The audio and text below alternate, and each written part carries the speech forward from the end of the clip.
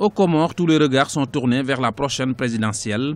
Si l'archipel a connu un troisième remaniement sous l'ère d'Ikouloulou Douanine, l'opposition lance un appel pour l'organisation d'un scrutin transparent et apaisé. On peut espérer une seule chose, c'est que avec les nouveaux membres du gouvernement, qui au moins ils redonnent un peu de défense de la légalité et que les élections à venir se passent dans les meilleures conditions. C'est la seule chose, le seul objectif que l'on puisse assigner peut-être ou attendre de ce gouvernement, que au moins le calendrier soit respecté et que les choses se passent dans la plus grande transparence et régularité. Pour ce scrutin à tour unique, 3 candidats sont déjà déclarés.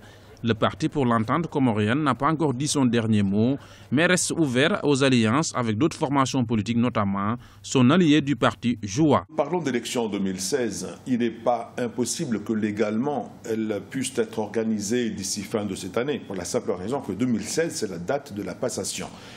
Maintenant, l'ambition de mon parti, nous nous inscrivons dans une logique d'alliance avec un partenaire, le parti Joua, qui est le parti de l'ancien président avec qui j'ai travaillé, où j'étais son ministre des Affaires étrangères. Ce partenariat voudrait qu'aujourd'hui, si le candidat, si Sambi se déclarait candidat, je le soutiendrai tout naturellement avec mon parti. Et je pense qu'on ne peut pas tous être président dans le pays, il faut savoir faire aussi de concessions. Et cette alliance-là, je voudrais aussi montrer que l'on peut aussi jouer un bon second rôle qu'un mauvais premier rôle. S'il était candidat, je le soutiendrai sans équivoque et je le dis solennellement. Rappelons que la présidentielle pourrait se tenir entre novembre 2015 et début 2016.